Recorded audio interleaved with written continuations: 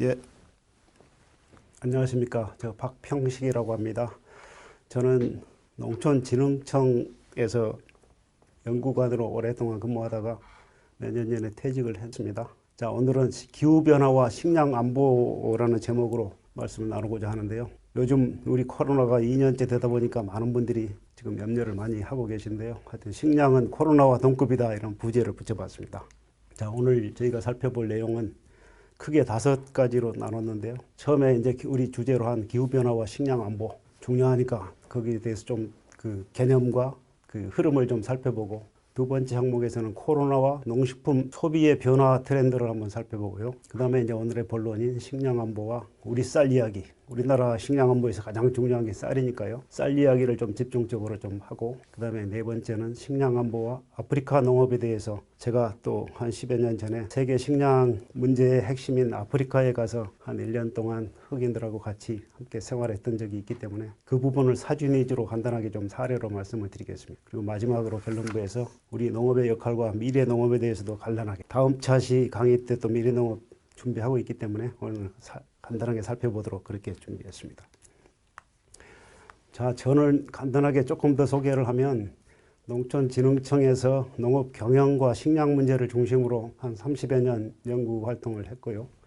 한 10년 전에 세계 식량 위기가 왔을 때 식량 안보에 대해서 상당히 대외적인 활동을 많이 시작했는데, 그때부터 농업은 생명창고라고 하는 블로그를 시작한 게 13년이 지났습니다. 거기에서도 제일 핵심 내용이, 나중에 시간이 되면 우리가 블로그 한번 연결을 해봤으면 좋겠는데, 농업은 생명창고, 거기에 대해서 식량 안보 대응했던 이야기, 그다음에 우리 쌀 이야기, 그다음에 농업 농촌 관련 이야기, 제 주변에 여러 가지 그 직업과 관련된 이야기부터 시작해서 세계 각국에 제가 가봤던 나라들의 그런 해외 여행편도 있고 국내 여행편, 저 취미생활 이런 게 다 포함돼서 한 2,500편 이상의 지금 포스팅이 돼 있는 블로그를 좀 소개할 시간이 있었으면 좋겠습니다. 거기에 오늘 제가 한 2시간 얘기하는 내용 중에 상당히 많은 부분이 그 속에 포함되어 있고요. 블로그만 보셔도, 오늘 강의 안 들으셔도 사진으로 직접 체험할 수 있는 그런 기회가 있습니다. 저 경력은 뭐 이 정도로 소개를 하고요. 저 강의 자료를 가지고 계신 분들은 그게 자세히 써놨으니까 한번 살펴보시면 되겠습니다. 제가 연구직으로 오래 있었기 때문에 여러 가지 이제 저서들을 가지고 있는데, 현직에 있을 때는 그냥 사무실에서 연구 자료 만들면 바로 출판돼서 나왔지만, 퇴직하면서 퇴직 기념으로 제가 했던 일들을 정리해서 식량 안보와 쌀 이야기라는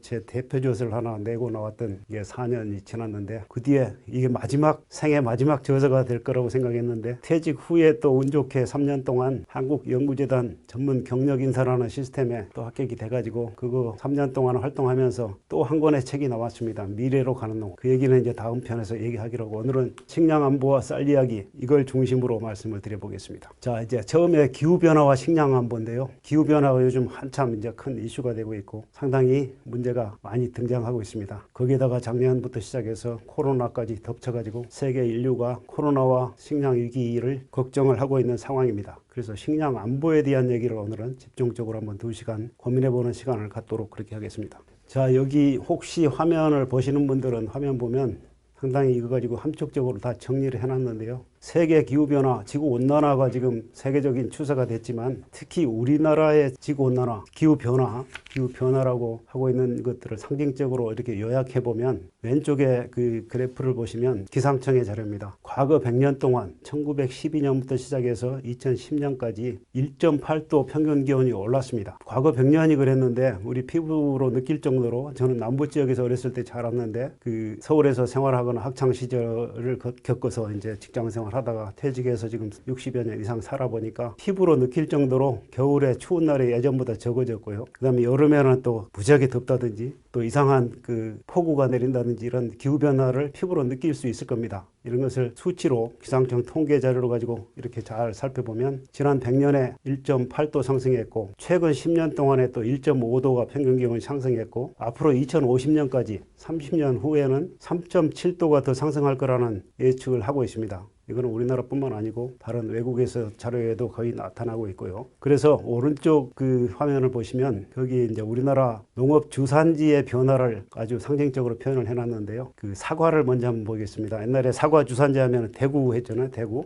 대구 사과 이렇게 했는데 지금은 사과가 포천, 경기도 포천까지 주산지가 올라와 있고요. 포도는 경북 경산이 주산지였는데 옛날에는 지금은 강원도 영월에서도 포도 재배 많이 되고 그다음에 멜론 하면 전라남도 곡성이 주산지였는데 지금은 강원도 양구까지 그다음에 녹차밭 보성에 가면 녹차밭 유명하죠. 가보신 분들 많을 텐데 녹차 하면 보성인데 녹차 수도라고 하죠, 보성을. 그리고 하동, 경남 지방에서는 하동 이랬는데 지금은 강원도 고성 저기 산발선 위에까지도 녹차 재배가 늘어났고요. 무화과 하면 영암인데 충청부터 충주까지, 또 복숭아 하면 경북 청도였는데 지금 강원도 춘천까지, 또 울금 전라남도 진도에 가서 주산지인 울금은 경기도 파주까지, 제주도 한라봉은 충청북도 충주까지 이렇게 주산지가 계속 북상하고 있습니다.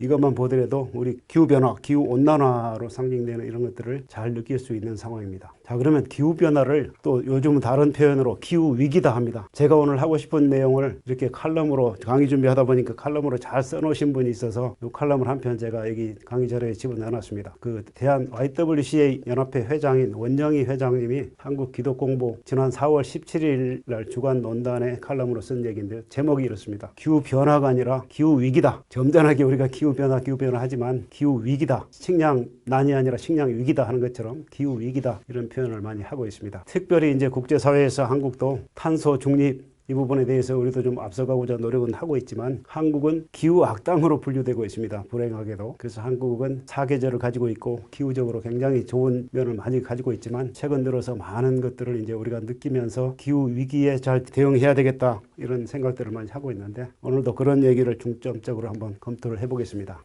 다음 페이지에서 보면 여기는 그림으로 이제 우리 기후 위기에 대한 것들을 잘 요약을 해놨는데요. 한발 뭐 아프리카의 메뚜기 떼가 창궐한다든지 그 지구 곳곳에서 가뭄 때문에 땅이 갈라지고 이런 그 해외 뉴스 사진들을 많이 보실 겁니다. 한발 피해가 심각하고 그 다음에 작년 여름에 우리가 많이 느꼈지만 60일 동안의 긴 장마 때문에 홍수가 아주 빈발했는데 전혀 안전했던 섬진강 유역의 남원이라든지 구례라든지 그런 산간 지역의 홍수하고는 전혀 관계가 없을 것 같은 지역에서 물에 잠기는 그런 수재가 났었고요. 그 다음에 기아 뭐 이런 상황으로 식량이 부족하다 보니까 특히 아프리카 쪽에 중남미 이런 데 기아로 식량난을 겪고 있는 사람들이 많이 있고 그 다음에 이제 상징적으로 보여주는 게 빙하, 북극이나 남극의 빙하가 수천 년, 수만 년, 수억 년 동안 이렇게 얼음 속에 갇혀있던 땅이 지구온난화로 점점 이렇게 녹다 보니까 한 최근 100여 년 사이에 빙하가 녹아가지고 이제 북극해로 배가 지나서 우리나라로 올 수 있을 정도가 된 그런 정도로 빙하에 오는 것이 아주 속도가 빨라지고 있습니다. 지난 한 10여 년 전에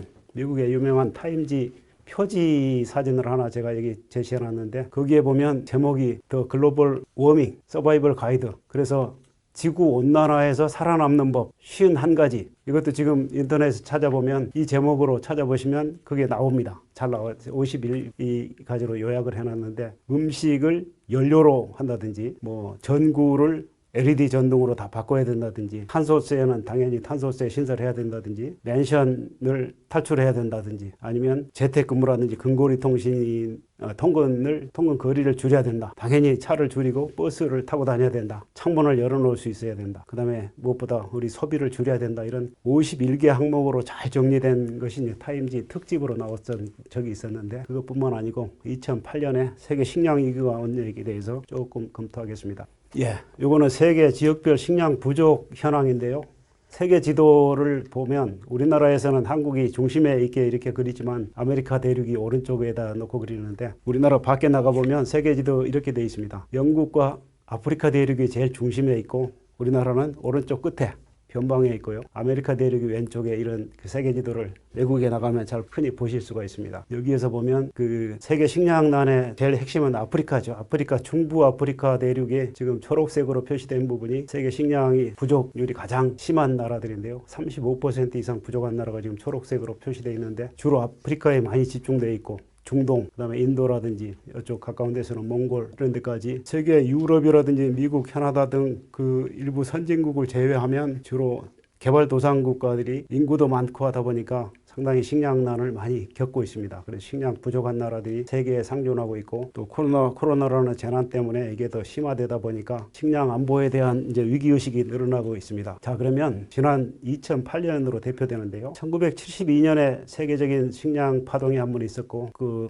주기적으로 또 많이 있었지만 특별히 심했던 게 이제 1972년이 심했고, 그다음에 크게 최근에 기억나는 게 이제 2008년에 세계 식량 위기였는데요. 그때 새로운 용어가 하나 등장했습니다. 에그플레이션이라고. 아마 앵커 손석희 앵커도 실수를 할 정도로 생전 사전에도 없고 처음 들어보는 단어가 2008년쯤에 이제 우리 뉴스에 등장하기 시작했는데요. 에그플레이션, 에그 인플레이션, 농업 인플레이션이라는 뜻입니다. 다음 페이지에서 조금 더 자세히 살펴보겠습니다만은 이 어원을 찾아보니까 사전에도 없고, 그래서 2007년 4월에 메릴 린치 보고서에 글로벌 어그리컬처 앤드 에그플레이션이라는 그런 새로운 신조어를 만들어서 특집 기사가 난 것이 있었습니다. 그게 새로운 신조어의 그 시원이 된 것을 나중에 이제 밝혀냈는데요. 그 에그플레이션은 식량 가격이 막 급등함으로써 일반 물가를 자극하게 되고, 그런 일반 물가가 올라가는 것이 이제 인플레이션을 이렇게 확산하는 이런 것을 이제 에그플레이션이라고 그랬는데, 그렇게 되다 보니까 식량이 부족하니까 가격이 올라가게 되고 수출을 제한하는 나라들이 점점 많아져서 자원 민족주의라는 말이 그때 등장을 했고, 그래서 식량 안보에 대한 논의가 점점 확산이 되고, 그 세계 유엔의 FAO라고 세계 식량 농업 기구에서 이렇게 정의를 했습니다. 식량 안보가 뭐냐? 자국민에게 만족할 만한 품질의 식량을 필요한 시기, 필요한 장소에서 입수 가능하고 장기적으로 보증할 수 있는 그런 상태를 식량 안보라고 한다. 이렇게 정의를 해놨는데요. 다시 요약하면 가용성, 필요한 시기, 언제든지 살 수 있어야 되고, 또 필요한 장소에서 구할 수 있어야 되고, 접근성, 그 다음에 장기적으로 이것을 보장할 수 있어야 되는 안정성, 가용성, 접근성, 안정성이 다 갖춰진 상태를 식량 안보라고 한다. 이렇게 하고 있습니다. 그런 측면에서 볼 때 우리는 아직 상당히 위험한 수준입니다. 좀 이따가 구체적으로 살펴보겠습니다만은 식량 작업률이 상당히 낮은 상태에 있고, 그래서 상당히 위험한 수준입니다. 그리고 이제 작년 1월부터 코로나가 세계적으로 팬데믹이 되면서 세계 각국에서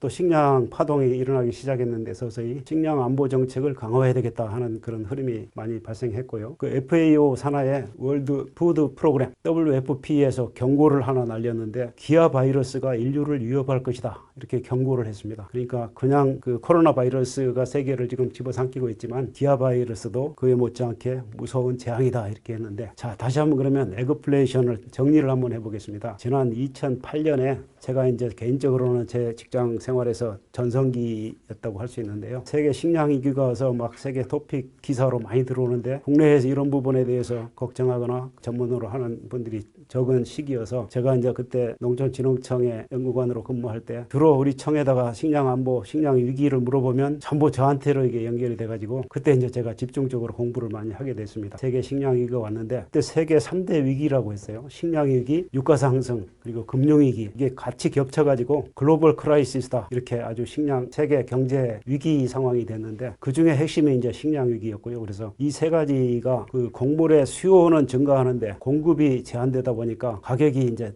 폭등하게 됐죠. 앞에 그래프에서 보시는 것처럼 그 하늘 높은 줄 모르고 곡물 가격이 치솟다 보니까 각각 이제 밀, 옥수수, 콩, 쌀. 우리는 쌀이 주식이지만 세계 4대 곡물 중에 하나입니다. 하여튼 옥수수, 밀이 제일 많고, 그 다음에 콩, 쌀, 이게 4대 곡물인데, 이것들이 부족해서 가격이 막 2배, 3배까지 막 이렇게 올라가니까 세계가 난리가 났습니다. 우리는 주식인 쌀을 작업하고 있기 때문에 크게 문제를 못 느끼고 사실은 있었습니다. 그래서 해외 뉴픽, 토픽 정도로 살짝 언론에서 다루고 있던 그런 시절인데, 하여튼 세계에서는 난리가 나서 아까 말한 그 에그플레이션이라는 용어가 생겨서 새로운 시사 용어를 사전 찾아봐도 안 나오는 단어가 생긴 거죠. 이렇게 해서 이제 농축산업의 생산비는 유가 상승 때문에 이제 계속 생산비는 올라가고 수익성이 떨어지고, 이렇게 되다 보니까 식품 가격이 전반적으로 상승하고, 이게 세계 물가 상승의 주범이 돼가지고 물가 상승이 되는 이런 농업발, 그 식량발, 그 인플레이션을 이제 에그플레이션이라는 신조어를 만들어서 표현했던 거죠. 그러다 보니까 세계 식량 수출하는 나라들, 밀을 수출하는 러시아라든지 우크라이나, 카자흐스탄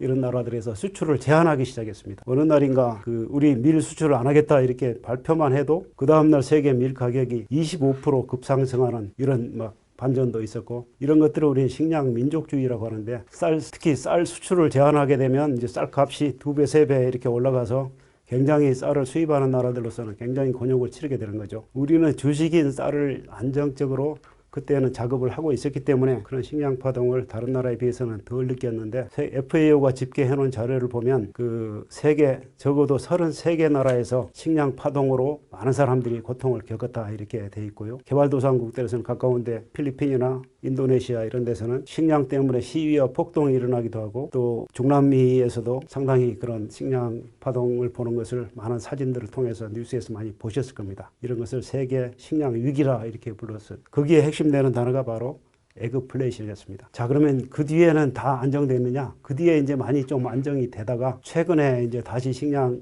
위기라는 말이 코로나와 함께 물류가 제한되다 보니까 우리 저 식량 수출 안 하겠다 하는 나라들이 자꾸 생기니까 이제 문제가 더 커졌는데, 그래서 앞으로 그 2050년까지를 내다볼 때 30년 후에 세계 인구 90억으로 늘어날 것으로 예측하고 있는데, 지금 인구 증가는 계속되고 있고, 전에 한 200년 전에 인구학자인 멜더스가 이런 얘기했죠. 인구는 기하급수적으로 늘어나는데 식량은 산술급수적으로 증가한다. 이런 유명한 말을 하나 남겼는데, 우리 식량을 다루는 사람들은 상당히 이걸 금과 옥조로 여기고 있는데, 많은 경제학자들은 비웃었습니다. 우리 인구 증가에 비해서 기술 증가 속도가 더 빨라서 별 걱정 없다 이렇게 하는 사람들이 많았지만, 그러나 200년 뒤에 식량 파동이 한번 이렇게 크게 일어났고 요즘에도 지금 쉽지 않은 상황으로 돼 있고요. 그 다음에 사람들의 입맛이 점점 변합니다. 우리 소득의 증가함에 따라서 그 소비 패턴이 점점 변하고 있고, 그 다음에 아까 앞에 보신 대로 기후변화, 기후위기라고 할 정도로 심각한 수준으로 점점 느껴지고 있고요. 그 다음에 물 부족, 지구촌에 물 부족한 거는 일반적으로 지금 다 알려진 사실이고, 그 다음에 이제 그 농촌에서 살기 어렵다 보니까 도시화가 점점 진전돼 가지고 농부가 부족합니다. 우리 먹거리를 생산해 주는 농부들이 계속 일을 해야 되는데 농부가 부족한 게 또 큰 문제 중에 하나가 돼 있어서, 앞으로 2050년 세계 90억의 인구가 충분히 먹고 살 수 있을 정도로 식량을 유지하려면 우리 전 국민뿐만 아니고 세계인이 같이 각성하고 노력을 해야 되겠다. 이런 차원에서 오늘 이제 이런 주제로 선택을 해봤고요. 자, 그러면 세계 식량 그 곡물 중심으로 수입량을 한번 이렇게 따져보면, 한국은 세계 곡물 수입량이 세계 5위입니다. 우리나라 농산물 수출도 많이 하고 우리는 자동차, 선박 이런 수출을 해서 먹고 사는 나라가 됐지만, 우리 경제를 거의 이제 수출 산업이 주도하고 있는데, 식량은 물론 우리 주곡인 쌀을 작업하고 있지만 다른 옥수수, 밀, 콩 이런 곡물을 많이 수입하기 때문에 작년에만 해도 1676만 톤, 1600만 톤을 수입해 왔습니다. 그것은 세계에서 곡물을 많이 수입하는 나라가 중국, 멕시코, 이집트, 일본, 그 다음에 한국이 1600만 톤 이런 정도로, 작년에만 그런 게 아니라 한 10여 년 계속해서 1500만 톤, 1600만 톤을 매년 수입에다 먹고 있는데, 이런 상황이기 때문에 상당히 그 세계 곡물 그 기말 재고율이 떨어지게 되면 우리는 바로 위협을 느끼게 되는 그런 상황이고요. G20 그 회원국들의 식량안보 종합지수를 쭉 이렇게 평가해 자료를 보면, 호주, 캐나다, 미국, 프랑스, 독일, 아르헨티나, 영국, 이탈리아, 일본 이런 식으로 저기 상위권에 있는 나라들은 대개 선진국들입니다. 경제적으로 안정되어 있는 선진국들은 식량이 다 안정되어 있습니다. 그러다 보니까 다른 경제 발전하는데 크게 그게 장애 요소가 안 되는데, 한국은 저 아래쪽에 있습니다. 저 멕시코, 인도네시아하고 그 비슷한 수준의 거의 언저리에 있기 때문에 상당히 위험한 나라 중에 하나로 이렇게 되어 있습니다. 자, 국제 곡물 선물 가격 최근 추세를 한번 코로나 이후 것만 가지고 한번 살펴보면 이렇습니다. 작년 3분기까지는 2019년, 20년 이때까지는 어느 정도 그 곡물 가격, 선물 가격 지수가 안정세를 유지를 해오다가 작년 이제 2분기, 3분기까지만 해도 비슷하게 2015년을 100으로 했을 때 한 100 내외에서 왔다 갔다 하면서 안정이 됐습니다. 그러다가 이제 코로나가 점점 확산되고 장기화 조짐을 보이고 하면서 작년 3분기부터 그래프가 갑자기 상승 곡선을 하면서 거의 수직 상승을 했는데요. 2015년을 100을 기준으로 할 때 그때 당시에 한 100에서 2021년 1분기에 137, 2분기 이제 예측치가 되겠습니다만 2분기 143 이렇게 막 거의 수직 상승하다시피 세계 곡물을 수출하는 나라들이 몇 개에서 조금 이렇게 수출을 제한하고 이러다 보니까 갑자기 선물 가격 지수가 이렇게 치솟고 있는 상황이기 때문에, 그래서 우리가 안심할 수 없다. 식량 안보는 유비무환이기 때문에 잘 대비해야 되겠다. 이제 오늘 이런 생각을 같이 해보게 되는 거고요. 자, 그럼 코로나 이후에 식량 관련 산업의 변화 패턴을 우리 한국식량안보연구재단에서 정리해 놓은 자료를, 물론 외국에 있는 자료들을 가져다가 이렇게 도표로 잘 만들어 놓은 자료를 보면, 앞으로 코로나 이후에 농업 및 관련 산업의 변화를 예측해서 몇 개 단어로 요약해 놨는데, 식량 안보의 위험은 증가할 것이다. 이게 핵심 1번으로 되어 있고요. 두 번째는 공공급식이 중단되는 사례가 많다. 우리도 작년에 많이 그렇게 됐었죠. 학교를 못 가게 되니까 학교 급식이 다 취소되고 중단돼 가지고 우리 학부형들을 위해서 농산물을 사 가지고 선물을 집으로 보내고 이런 사태도 있었는데, 하여튼 공공급식이 줄어들게 되고, 그다음에 농식품 경영체 자체가 이제 사업이 안 되다 보니까 많이 줄어들고요. 그다음에 소매점의 식품 가격은 전반적으로 올라가는 그런 추세가 지금 나타나고 있습니다. 그다음에 또 줄어들 것으로 예측되는 것들이 먹거리에 대한 접근성. 어차피 수출 제한을 하게 되고, 아니면 또 서로 대면 접촉해서 농산물 구입한다든지 이런 게 자꾸 어려워지고 하다 보니까 먹거리 접근성이 떨어질 것이다. 그다음에 그러다 보니까 영양소가 공급이 부족하게 될 것이다. 그리고 우리 동남아시아나 제3세계에서 우리나라에 많은 노동자들이 들어와서 우리 3D 업종들을 많이 커버해주고 있는데, 외국인 농업 인력이 우리나라 농장에도 지금 많이 들어와 있습니다. 전체 인구 지금 외국인 근로자만 해도 외국인 수, 국내에 거주하는 외국인 수가 250만까지 되다가 지금 작년에 조금 줄어서 200만, 210만 된다고 하는데, 하여튼 외국인 농업 인력이 전반적으로 많이 줄어들게 되고, 그에 따라서 농산물 무역도 줄어들게 될 거라고 예측을 하고 있습니다. 자, 이런 상황에서 그럼 우리나라의 식량 자급률은 어느 수준인지 한번 검토를 해보겠습니다. 자, 우리나라 곡물 자급률 하면 1975년을 기준으로 이게 그래프를 작성해 놨는데요. 그때 전체 자급률이 73%였습니다. 그때만 해도 3분의 2 이상을 우리가 먹을 것을 우리가 생산해서 먹기 때문에 크게 위험한 상황은 아닌데, 주곡인 쌀 작업이 안 됐기 때문에 이제 쌀 작업에 굉장히 관심을 많이 가지고 정책적으로 드라이브를 많이 걸고, 그렇게 해서 쌀 작업에는 성공을 했습니다만, 그건 다음에 다시 또 살펴보기로 하고. 자, 이 식량 자급률이라는 것은 전체 필요한 식량 중에 우리 국내에서 생산해서 공급하는 양이 얼마나 되느냐, 이 퍼센테이지인데, 75년에 73%였던 게 이제 80년에 56%, 또 90년에 43%, 2000년에 30%를 이제 떨어졌습니다. 29.7, 2010년에 27.6, 작년에 21%. 역대 최저로 지금 떨어져 있는 상황입니다. 그러니까 100이라면, 우리 식량의 필요량이 100이라면 21%만 작업을 하고 79%를 수입에다 먹고 있는, 아까 1600만 톤을 1년에 수입해 오니까요. 그게 현실입니다. 자, 이 수치를 좀 더 정확하게 더 살펴보면, 우리 1980년부터 시작해서 쌀의 작업률은 한 1980년 이후에 작업이 어느 정도 80년대 후반에 작업이 달성이 돼서 90년, 2000년까지만 해도 100%를 잘 유지하고 있었습니다. 쌀만큼은. 2010년에 104%까지 돼 있기 때문에, 그렇게 2008년에 세계 식량 위기가 나서 세계가 난리가 났지만 우리는 그냥 가볍게 이렇게 넘어간 정도로, 이렇게 에그플레이션이라는 게 그냥 외신에 나오는 그런 시사 용어 정도로 이렇게 하고 지나갔는데요. 이제 그 뒤로 우리는 작업은 하고 있지만 이제 외국쌀 수입을 의무적으로 하는 이제 그게 좀 있어서 이따가 다시 살펴보겠습니다만, 하여튼 쌀은 작업은 하고 있고요. 보리쌀의 작업률은 지금 46%, 절반은 수입에다 먹습니다. 그다음 밀은 1%도 안 됩니다. 0.5%. 옥수수는 0.7%. 이게 제일 많이 수입하는 거죠. 밀하고 옥수수. 물론 바로 식용으로 먹는 부분도 있지만, 밀은 이제 밀가루로 한다든지, 아니면 옥수수는 주로 사료용으로 많이 쓰이기 때문에 거의 1600만 톤 중에 900만 톤, 1000만 톤이 옥수수가 들어오는데요. 물론 식용유를 짠다든지 이런데 식용으로도 일부 쓰지만 사료용이 대부분입니다. 옥수수의 경우는. 그 다음에 콩류. 우리 된장, 간장 이렇게 만들어 먹는 콩이 중요한 식품인데, 두류도 작업률이 지금 6.6%밖에 안 되고요. 서류.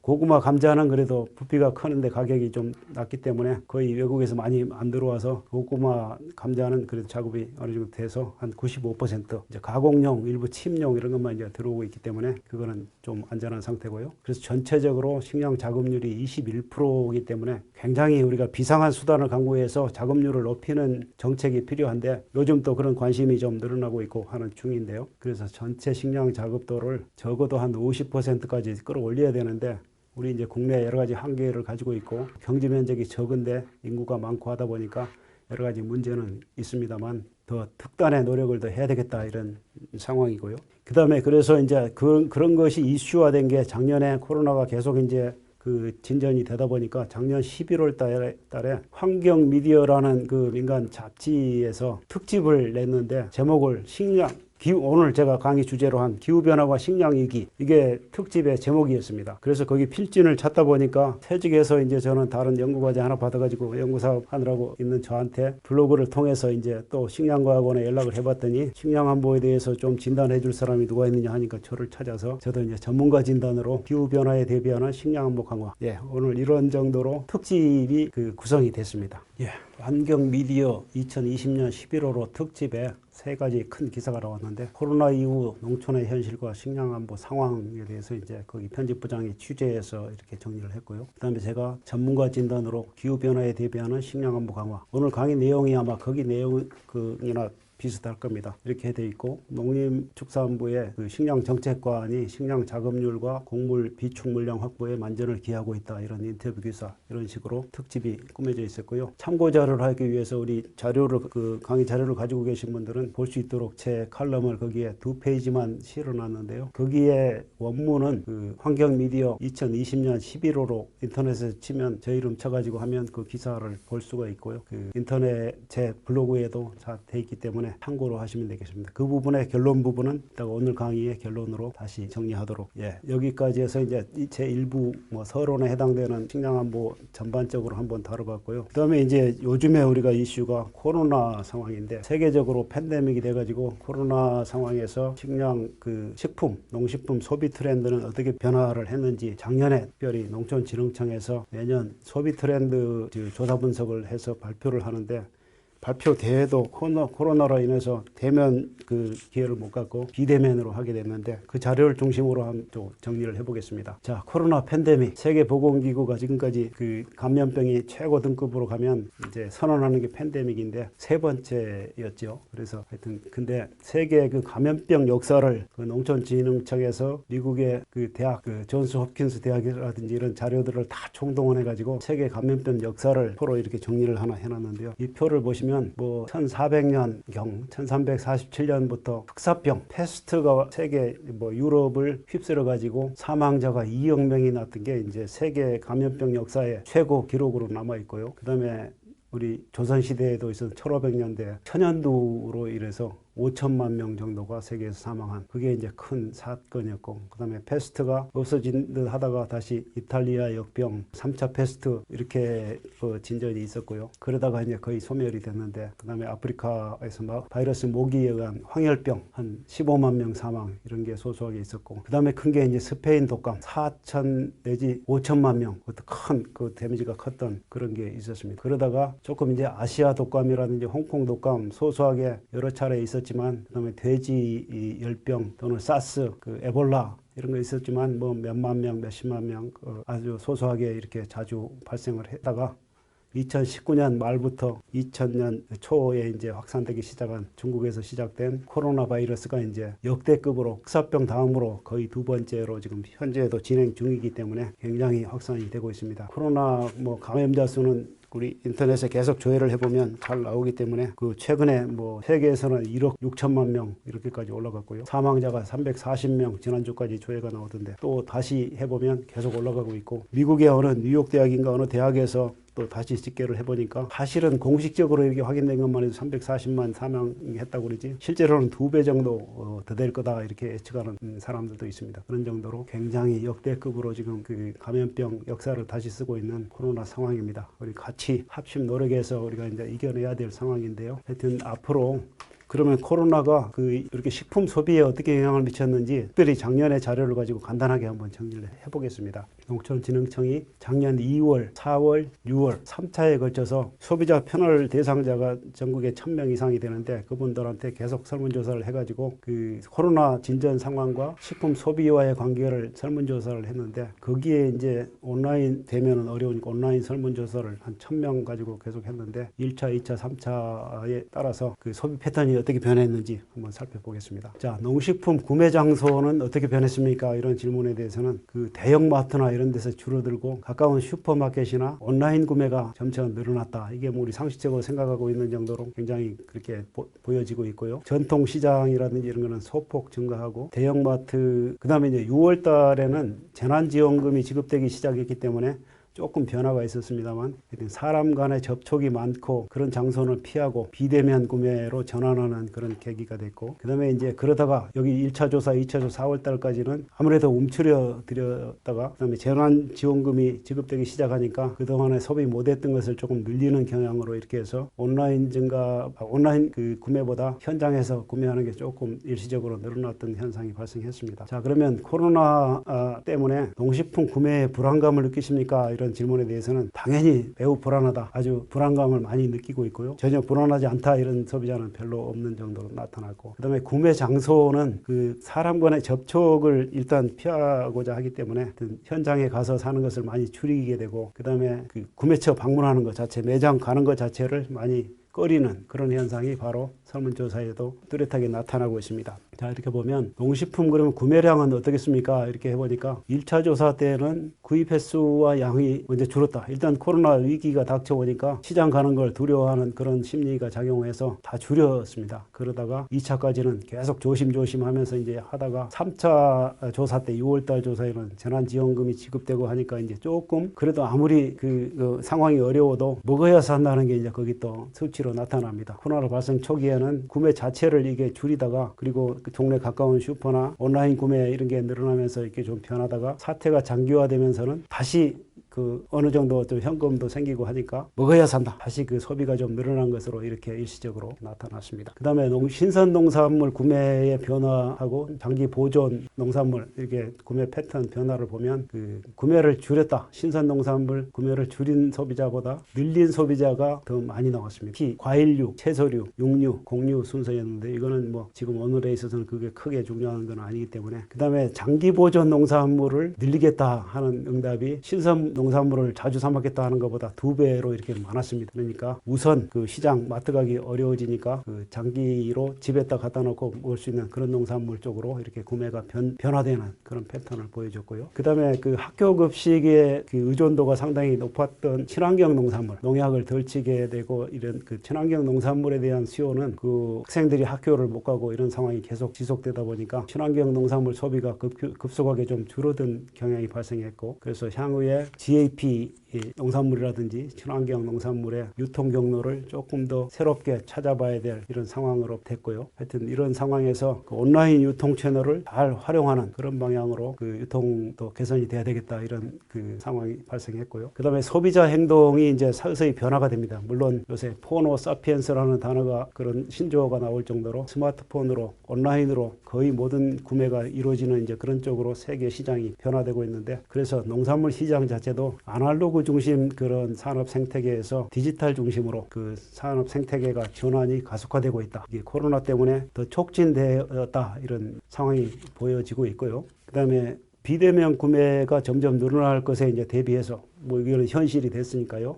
그런 것에 어떠한 가치를 부여해서 농산물의 그런 위기 상황을 타개할 것인가, 이런 연구도 필요한 상황이고, 그 농산물의 외관이라든지 맛, 그다음에 친근감, 편의성, 그런 것을 시각화해서 잘 보여줌으로써 그 유튜브라든지 아니면 뭐 SNS에 잘 홍보하고, 이런 그 ICT를 활용하는 유통기술, 이런 쪽의 아이디어 발굴도 필요하다. 이런 정도로 우리가 아이디어를 끄집어낼 수 있겠고요. 그다음에 코로나 상황에서 농산물 그 어차피 먹고 사는 거는 계속 해야 되는 상황인데, 그 먹고 살기가 어려워지는 상황에 그 농산물 수출입이 앞에서도 말씀드린 대로 이렇게 제한되다 보니까 유엔 그 식량노곡기구의 월드 푸드 프로그램 WFP에서 그 예언한 것을 보면 자국의 식량 안보 확보를 위해서 수출을 중단하는 나라들이 상당히 많아졌다. 예를 들면 베트남의 쌀을 세계에서 2~3번째 수출을 많이 하는 나라인데 베트남이 쌀을 수출을 줄이겠다, 안 하겠다 이렇게 선언하기도 했고요. 필리핀, 캄보디아, 파키스탄, 세계 여러 나라에서 그 수출을 안 하겠다, 국경 폐쇄 조치를 하고 이러다 보니까 상당히 물류가 제한적이었습니다. 그래서 거기에 맞춰서 우리 식량 자급률을 높여야 된다는 당위성이 이제 더 커졌고요. 그다음에 우리 다행히 한 가지 조금 희망적인 것은 국산 농산물에 대한 수요가 좀 늘어났습니다. 그러니까 수입산보다 우리 국내산을 조금 가격이 비싸더라도 먹어야 되겠다, 이런 국내산 소비에 대한 선호도가 좀 늘어났다는 것이 조금 더 희망적이기 때문에 거기에 맞춰서 그 신토부리 농산물을 어떻게 과학적으로 잘 입증해서 데이터화 해가지고 우리 소비자가 안심하고 우리 제철 채소나 이런 것들을 우리 농산물을 소비할 것인가, 이런 쪽에 이제 노력이 필요하겠다, 이런 교훈을 끄집어냈고요. 여기까지 해서 이제 코로나, 물론 뭐 자료를 깊이 있게 많이 못 들어갔지만 중요한 데이터를 중심으로 식량 위기 상황에서 세계 식량 안보 차원에서 우리 국내의 코로나 상황에 따른 농산물 시장의 변화를 조금 우리가 점검을 해보고, 그 다음에 이제 본론으로 본격적으로 들어가겠습니다. 식량 안보와 우리 쌀 이야기를 가지고 또 좀 나눠보도록 하겠습니다.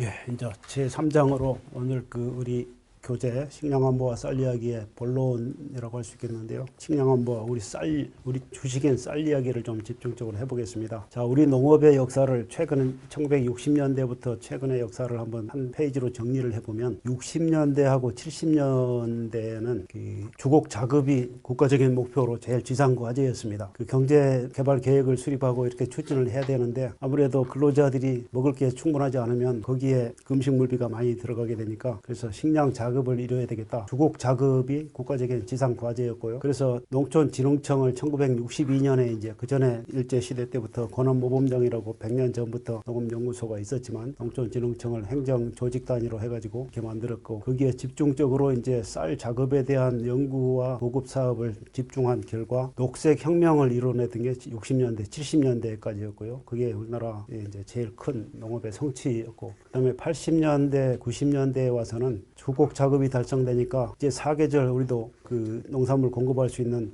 비닐 하우스에 의한 겨울철에도 그 채소 재배가 가능한 그걸 이제 백색 혁명이라고 해요. 비닐하우스 혁명이 백색 혁명이라고 해서 채소를 연중 공급할 수 있게 됐고 2000년대에 와서는 농업의 요구라든지 여러 가지 소비자의 요구가 다양해졌습니다. 그리고 세계 시장도 열리게 되고 이렇게 되다 보니까 ICT, 그 정보통신 기술의 융복합이 활발하게 일어나고 있고 바이오 혁명, 또 농산업의 융복합, 요새 6차 산업이라는 말도 쓰는데요. 1차, 2차만 가지고는 안 되겠다. 3차 산업까지 결합해가지고 1 더하기 2 더하기 3은 6, 또 1 곱하기 2 곱하기 3도 6 해서 6차 산업이라는 단어가 일본 사람들이 만들어 놓은 것을 우리가 도역해서 썼는데 그러다가 그 우리말로 다시 만든 게 이제 융복합이라고 했는데 농업의 생산 기능, 1차 산업의 기능, 그 다음에 가공, 제조업의 2차 산업, 그 다음에 음식 서비스라든지 아니면 판매, 유통, 체험, 관광 이런 걸 3차 산업을 결합해서 1, 2, 3차를 같이 하는 걸 융복합이라고 하는데 그 다음에 이제 시장 개방되다 보니까 국내 농업만으로는 도저히 안 되겠다. 그래서 해외 농업 개발에도 같이 나서고 이런 것들이 이제 다양하게 그리고 이제 다음 시간에 또 얘기할 겁니다만 이제 그 인공지능 혁명이 이제 적극적으로 도입되고 있는 이런 상황에까지 이르렀습니다. 자, 그러면 60년대, 70년대에 그 했던 일들을 다시 한번 살짝 정리해 보면 우리나라가 국가 주도의 식량 문제 해결을 위해서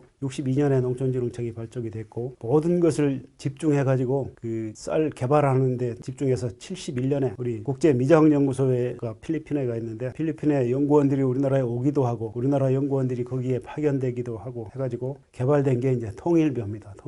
통일벼를 만들어서 우리 식량 자급을 이뤘던 것을 녹색혁명이라고 우리가 부르고 있죠. 그래서 60년대 한국의 상황은 만성적으로 식량이 부족하고 농업기술도 많이 부족하고 그다음에 사회간접자본도 많이 결핍하고 또 수리시설도 부족하고 이렇게 하다 보니까 상당히 어려움이 많았습니다. 1945년에 해방이 광복이 됐고 또 50년부터 53년까지는 한국 전쟁을 치르게 됐고요. 그러다 보니까 그 전쟁 이후에 인구 증가가 많이 일어났었고 저도 그 이제 베이비 부모 세대 중에 한 사람이 이제 은퇴를 했습니다만 하여튼 이런 상황이었습니다. 그러다가 만성적인 식량 부족으로 울고 넘던 보릿고개라는 말도 있어요. 보릿고개. 요즘 젊은 사람들한테 보릿고개 얘기하면 뭐 웃어 넘깁니다만 옛날 얘기라고 하는데 하여튼 세계 그때 식량 수입액을 보면 우리 총 수입의 8.6%가 식량 수입이었고 또 총 수출에 우리나라 수출액의 20%를 차지할 정도로 상당히 문제가 많았습니다. 그래서 세계 식량 부족 그 사태가 난 게 이제 2차 세계대전이 세계적으로는 있었고 그러면서 그 유럽, 아시아 이런 쪽에 농업 국가들이 수확량이 부족하고 하다 보니까 어려워졌는데 그래서 우리는 국정 목표를 주곡의 자족 달성이다. 그래서 대통령까지 나서서 챙기는 그런 상황이 됐고요. 자, 그것을 잘 받들어서 열심히 한 결과 아까 통일벼는 그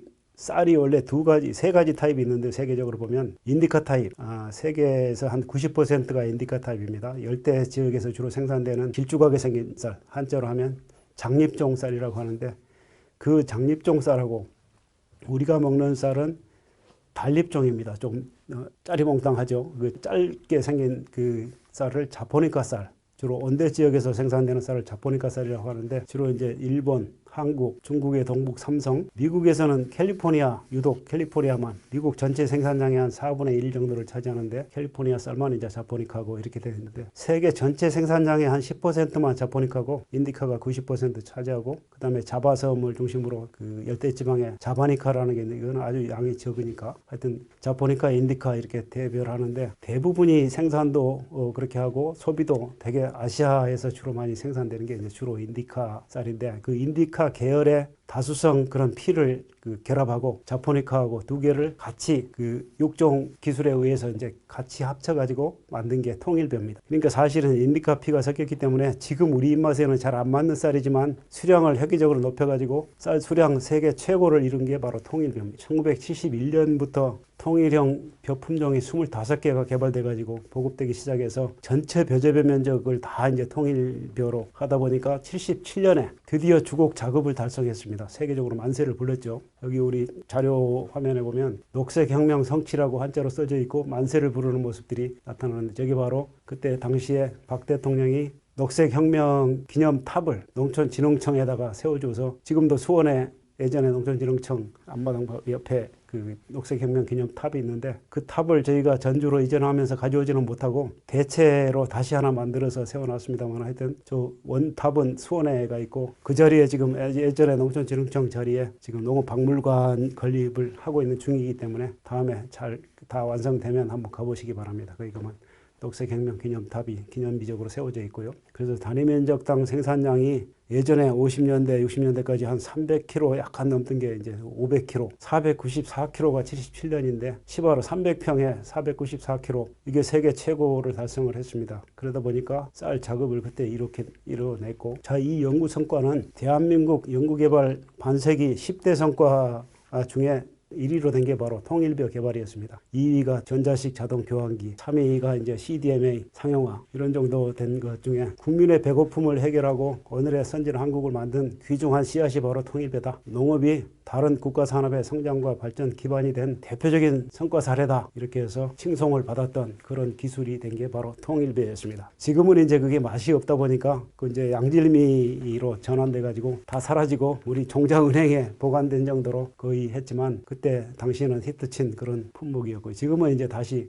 맛있는 거, 품질 좋은 고품질로 이제 정책이 다 바뀌어서 이렇게 고품질 쌀로도 지금 500kg가 훨씬 넘는 평균 수량을 기록하고 있기 때문에 지금은 기술이 세계적으로 이제 앞서가고 있는 그런 상황이 됐습니다. 자, 그럼 쌀 작업의 중요성을 다시 한번 정리를 해보면 우리나라에 있어서 쌀은 생명이고 쌀은 문화였죠. 우리 민족이 가꾼 최고의 먹거리가 쌀이고요. 우리 민족의 삶에서 혼과 문화가 되고 농촌 문화, 농경 문화의 핵심이 이제 쌀, 벼재배를 중심으로 이렇게 되어 있고 하는데 우리 쌀은 그래서 우리 농업 정책의 핵심이었고 그 비중은 거의 절대적이었습니다. 그런 게 이제 그 뒤로 작업이 되고 난 이후에는 아주 우리 소비 패턴이 다양화되고 채소 중심으로 축산 중심으로 이렇게 많이 가다 보니까 지금은 그 상당히 이제 그 빚이 조금 퇴색돼 가기도 했는데 쌀 생산액을 보면 2000년도 지금 20년 전에 10조 원이었습니다. 10조 원. 부동의 1위였죠. 한 번도 이제 1위에서 벗어난 적이 없는데 쌀 생산액이 농업 생산액 중에서 그게 지금 작년의 경우는 한 8.4조 원, 8조 원 수준으로 지금 떨어져 있고요. 생산 농가 비중도 거의 80%, 10농가 중에 8농가가 벼재배를 했는데 지금은 이제 54%, 78%에 54%. 지금은 뭐 두 농가 중에 한 농가 조금 넘은 정도로 벼농사 농가가 좀 줄었습니다. 그 다음에 이제 녹색혁명이 달성된 이후에 쌀 작업이 되니까 이것은 알게 모르게 우리 경제 발전에 초석이 된 거죠.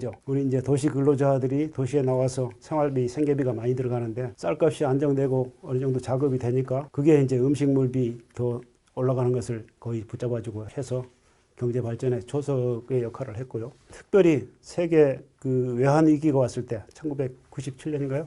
외환위기 시에 그리고 특별히 또 아까 말한 2008년 세계 식량위기 이런 세계 식량 상황에서 쌀 작업의 중요성은 더 빛이 났습니다. 우리는 세계 식량위기 이것을 거의 느끼지도 못할 정도로 그냥 해외 토픽에 나올 정도로 저는 이제 그런 인터뷰가 요청이 들어오면 계속해서 많이 불려다녔기 때문에 그때 당시 제가 좀 한참 잘 나갔었죠. 그때 제 개인적인 전성기라고 봐야 될 정도로 식량위기, 식량안보, 해외 농업 개발 이런 쪽에 많이 인터뷰를 해서 그런 것들이 쌓여서 이제 이 책이 됐습니다만 하여튼 이렇게 그 중요한 그런 역사적인 산물이었고요. 그 다음에 시장 개방이 됐습니다. 이제 1995년부터 거의 그 전부터 이제 세계 그 WTO 체제가 되면서 세계 농산물 시장이 다 개방이 됐지만 우리에 있어서는 그 쌀만큼은 안 되겠다. 그래서 끝까지 버틴 게 이제 쌀의 관세화를 저항한 게 20년을 세계에서 유일하게 관세화를 안 하고 있던 나라가 우리나라였는데, 그건 좀 이따 다시 살펴보겠지만, 그러게 시장 개방이 되다 보니까 재배 면적은 줄어들고 수확량은 거의 뭐 단위 수량이 높아지다 보니까 재배 면적은 줄었어도 수량은 어느 정도 유지가 되고 있고, 근데 소비가 또 이제 다른 그 농작물로 많이 소비가 변하다 보니까 쌀 소비량이 줄어들고, 그래서 수입쌀은 또 의무 수입량이 늘어나고 이렇게 하다 보니까 이제 쌀 농가로서는 판매 경쟁이 치열해지는 그런 상황이 예전에 느껴보지 못했던 상황이 점점 이제 진정이 되는데요. 다시 한번 정리를 해보면 우리 쌀 생산량은 2008년, 2009년 이때만 해도 480만 톤, 490만 톤, 거의 500만 톤 가까이가 생산이 됐습니다. 그러다가 2010년에 430만 톤, 또 2011년에 422만 톤 쭉 줄어서 212년에 400만 톤,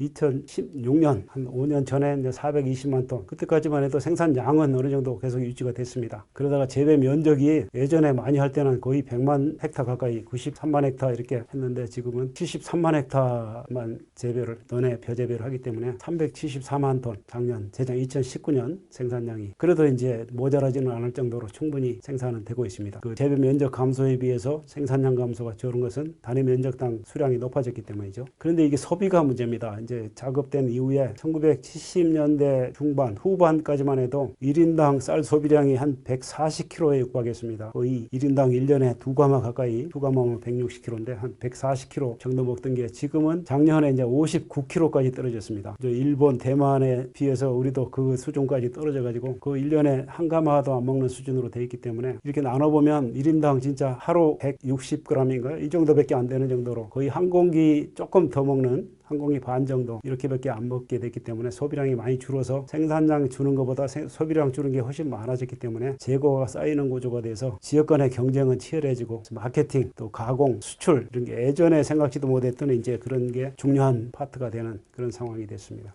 자, 근데 국내 사정은 이런데 외국의 쌀 생산을 전체적으로 세계 쌀 생산을 개괄적으로 한번 이렇게 살펴보면 세계 쌀 생산량은 한 5억 톤, 대략적으로 5억 톤 됩니다. 5억 톤. 4억 9,800만 톤인데요. 최근 3년 평균을 이렇게 해보면 이제 그 USDA 미국 농부성에서 매년 이 통계를 잡아서 세계에 이렇게 하는데 우리나라에서는 농촌경제연구원이 그걸 매달 정리해서 국제곡물이라고 해서 관측 정보를 내는데 바로 5월 1일자 2021년 5월 최근 정보 통계를 가지고 이렇게 정리를 해보면 재배 면적은 1억 6천만 헥타. 소비량은 뭐 생산된 거 다 소비하니까 4억 9천만 톤, 거의 생산량이나 소비량 비슷하고, 그 중에 이제 수출되는 곡물이 한 4,500만 톤, 4,600만 톤 되는데 이거는 다른 곡물에 비해서 적은 편입니다. 밀이나 옥수수, 콩 이런 거는 생산된 것이 국제 교역에 나오는 게 많은 편인데 쌀은 예전에 한 20년 전까지만 해도 4%, 5% 이밖에 안 되는 게 최근에 좀 많이 늘어서 이제 한 10% 수준까지 됐는데 세계 생산량이 5억 톤 중에 한 4,500만 톤, 4,600만 톤 수출하니까 10% 내외가 되는데요. 그렇게 해서 생산량에 비해서 교역량이 적은 그런 품목 중에 하나입니다. 쌀은. 그래서 한 지역에서 생산이 잘 못 되거나 이렇게 되면 또 교역을 중단하거나 이렇게 되면 더 위험성이 커지는 거죠. 그 대신. 그래서 쌀 수출을 많이 하는 나라들을 세계 서열을 좀 매겨보면 조금 변하기도 하지만 예전에는 오랫동안 태국이 제일 1위였는데 지금은 그 인구가 많고 재배 면적이 많은 인도가 앞서 나가서 인도가 1등이고요. 그 다음에 태국이 2위, 3위가 베트남, 4위가 중국, 5위 미국. 여기서 1, 2, 3, 4등은 다 인디카 쌀 재배 지역이고 미국도 75%는 인디카인데 캘리포니아 쌀이 이제 자포니카 쌀이기 때문에 우리하고 비슷한 계열의 칼로스라 그러죠. 캘리포니아 쌀을 미국 국제 시장에서 특히 동남아 시장, 또 호주나 뉴질랜드 시장, 우리 쌀이 수출 시장 개척해서 수출을 많이 이렇게 많은 양은 아닐지라도 하여튼 열심히 수출하고 있는데 거기 가서 경쟁 시장이 바로 미국 쌀하고 경쟁하고 있습니다. 그래서 미국 쌀은 전체 생산량은 한 700만 톤 조금 못 되는 수준, 우리나라가 한 400만 톤 되니까 우리나라의 1.5배 조금 더 되는데요. 그다음에 재배 면적은 100만 헥타, 우리 한 70몇만 헥타인데 한 배 반 정도 되고, 근데 주식이 아니니까 미국 사람들은 소비량이 한 400만 톤, 그다음에 수출량이 한 300만 톤 이렇게 되니까 우리가 생산해서 다 우리가 소비하지만 미국은 자기들이 생산해서 주로 수출을 하기 때문에 세계 자포니카 쌀 수출 시장을 좌지우지하고 있는 그런 상황이죠. 세계에서 생산량으로 보면 중국이 당연히 제일 많고 그다음에 인도, 태국, 베트남, 미얀마 이런 방글라데시 이런 데가 많이 생산을 하는데 수출 시장에서는 인도, 인도, 태국, 베트남, 중국, 미국 이 순서입니다. 중국은 완전히 작업은 되지 않습니다. 중국은 생산량의 세계 생산량의 거의 3분의 1, 소비량의 3분의 1 차지하지만 수출량 양도 300만 톤 되는데 그게 이제 전체로 봐서는 진짜 0. 몇 %밖에 안 되지만 그게 세계 시장을 어느 정도 좌지우지할 정도로 상당히 큰 물량이 됩니다. 우리나라의 쌀 겨우 우리 한 2,000톤, 3,000톤 수출하는데 중국의 쌀 수출량이 300만 톤이 되니까요. 우리 그 MMA로 중국 쌀을 의무적으로 수입해야 되는 부분도 거기에 많이 묶여 있습니다만 하여튼 중국은 생산도 제일 많이 하고 소비도 제일 많이 하고 수출도 꽤나 많이 하는 4등으로 많이 하는 그런 나라가 옆에 붙어 있고요. 인도나 태국은 이제 하여튼 어차피 전체 생산량의 많은 부분을 수출하는 나라니까 그렇고 그 다음에 이제 베트남이고 이렇습니다. 주로 쌀을 수입해서 먹는 나라들은 중국이 제일 많고 1등이고요. 한때 필리핀이 1위까지 올라간 적도 있습니다만 하여튼 중국이 제일 많고 유럽연합 전체 합쳐서 유럽 국가들이 많지는 않지만 합쳐서 보면 2위권에 해당되고 그 다음에 미국이 수출도 많이 하지만 수입도 많이 합니다. 우리 쌀 미국에 수출됩니다. 우리 교민들은 지금 우리 쌀 많이 미국에서 사 먹고 있고요. 수출 시장 중에 호주하고 미국이 제일 많은데 그게 우리나라 쌀도 지금 한 50여 개국으로 조금밖에 안 되지만 수출하거든요. 그 다음에 이제 브라질, 일본 이런 순서인데 우리도 의무 수입량을 가지고 40만 톤 이거 하면 우리나라도 한 세계 12, 3위권 수입국으로도 분류될 수 있을 겁니다. 이런 정도로 쌀이 이제 예전에는 한 지역에서만 생산되고 소비되는 그런 곡물이었지만 지금은 세계에서 상당히 많은 200여 개 이상에서 쌀 소비를 하는 그런 중요한 작물이죠. 그러면 세계 쌀 수출 시장의 가격을 최근치 간단하게만 좀 살펴보면 우리 쌀하고 같은 중립종부터 먼저 보면 자포니카 쌀에 미국 그 캘리포니아 쌀 4% 쇠미 기준으로 톤당 970불, 그러니까 한 1000불 잡으면 1200원, 10kg당 1000으로 나누면 킬로그램당 한 1000원 약간 넘는 정도거든요. 그러면 세계에서 제일 지금 비싸게 국제시장에서 거래되는 쌀이 일본 쌀 다음에 한국 쌀입니다. 그 다음에 이제 미국 쌀 정도 될 텐데 가격 차가 좀 있죠. 우리는 뭐 20kg 한 포대에 요새는 10kg 단위로 맞이하면 10짜리 3만 원이다 그러면 키로당 3,000원 되는 건데 요 국제시장의 수출가는 미국 쌀 해봐야 1,000원 약간 넘는 정도밖에 안 되니까 가격 차가 좀 있죠. 그래서 가격 경쟁력이 상당히 힘든 상황에서 국제시장에 수출 경쟁을 하려니까 좀 어려움이 있지만 그래도 미국 쌀 다음에 중국 쌀이 이제 한 650불 내외 되고요. 그러니까 가격 경쟁은 우리보다는 조금 상당히 유리한 거죠. 그 다음에 장립종 태국은 한 480불. 베트남 쌀이 490불. 이거는 이제 장립종은 조금 더 싸죠. 그래서 예전에는 80년대까지만 해도 중립종, 장립종이 가격이 오히려 장립종이 비쌀 시기도 있었습니다. 그러나 그 뒤로 이제 중국의 소비 시장이 늘어나고 하다 보니까 계속 자포니카 쌀의 수요가 늘어나가지고 우리가 수출하기가 뭐 시장 개수는 많아졌는데 이제 가격 경쟁하기가 어려운 이제 그런 상황이 돼 있는데 하여튼 최근에 가격 동향을 보면 지난 2008년에 거의 뭐 1200불 수준까지 올라갔던 게 조금 이제 떨어졌다가 그 전에 식량위기 전에는 뭐 400불 내외 이랬는데 지금은 거의 900불, 1000불까지 됐으니까 13년 전보다는 거의 2배 이상에서 지금 거래되는 거죠. 그러니까 식량위기가 그냥 그때 왔다가 사라진 듯 하지만 전체적인 곡물 가격을 높여놓은 거는 사실입니다. 자, 이 수치로 보여지고 있고요. 자, 우리 쌀 이제 최후의 보루였던 우리 쌀의 그 작업까지는 아까 얘기했고 이제 개방의 역사를 한번 또 한 표로 정리를 해보면 이렇습니다. 1989년 이제 WTO 체제가 돼서 협상이 시작되고 이럴 때만 해도 다른 것은 어느 정도 개방을 다 허용했지만 쌀만큼은 절대로 안 된다 이래가지고 끝까지 지켜내겠다 한 게 1994년에 우루과이 라운드 협상이었습니다. 그때 우리가 성취해낸 게 이제 쌀 관세와 유예 10년을 잡으면서 MMA라고 그래서 미니멈 마켓 액세스 최소 시장 접근이죠. 그걸 1% 95년에 1% 그거는 뭐냐면 한 400만 톤의 1%면 한 4만 톤 정도 수입을 허용하는 거죠. 그래서 1%에서 4%까지 연차적으로 조금씩 높여서 94년부터 2004년까지 10년 동안 MMA 1%에서 4% 시장 개방을 하고 바로 관세화하는 것은 유예를 받은 게 이제 94년도 협상이었습니다. 그래서 10년을 버티면서 우리 쌀의 경쟁력 제고를 위해서 많은 노력을 했죠. 그전에는 이제 작업을 위한 노력을 했지만 이번에는 이제 시장 개방해서 우리가 어떻게 살아남을 것인가 이런 노력에 집중을 하면서 10년을 보냈습니다. 그러다가 2004년에 와서 이제 세계에서 그 1999년에 일본은 그냥 자율로 가버렸습니다. 관세화를 해버렸어요. 먼저 가버렸고 필리핀하고 한국이 남았다가 결국은 세계에서 유의하게 한국하고 필리핀만 관세화를 안 하고 버티는 나라로 이렇게 낙인이 찍혀 있는 상황이 됐는데 우리는 2004년에 재협상을 하면서 필리핀은 이제 탈락돼 나가고 세계에서 유일하게 한국만이 쌀 관세화는 절대 못하겠다. 10년만 더 연장해다오 해가지고 이제 받아낸 게 관세화 이후에 10년 연장이 바로 2004년 협상 결과였습니다. 그래서 2015년까지, 2005년부터 2014년까지죠. 그래서 2014년까지 세계에서 유일하게 한국만 쌀 시장을 개방을 안 하고 일부 관세화하고 일부는 관세화 안 하는 나라로 유지된 게 2014년 말이었고요. 그때 중간에도 이제 몇 차례는 관세화로 그냥 가는 것이 더 유리하겠다. 그 MMA 물량이 점점 늘어나면 우리 시장에 처음에는 4%, 8%까지 막아냈지만 10% 이게 8%가 넘어가면 우리 시장 교란이 일어나고 어려워지니까 관세화로 가자 하는 논란도 많이 있었지만 끝까지 버텨서 한 게 2014년까지 갔는데 세계에서 유일하게 남은 한국 쌀 시장에서 그때는 더 이상 관세화 연장을 꺼내지도 못할 정도로 이제 상황이 돼가지고 이제 2015년부터는 관세화로 갔죠. 물론 그때 이제 협상을 잘 해서 우리 그 관세화율을 513%로 높게 잡았습니다. 예전에 처음에 협상 시작할 당시에 그 기준 베이스를 깔고 했기 때문에 우리 관세화하면 5% 수입세 물고 들어오는데 관세화 안 한 쌀의 관세화하면서 이제 그 자유시장으로 들어오는 쌀은 513% 관세를 물고 들어오기 때문에 사실상은 아직까지는 이제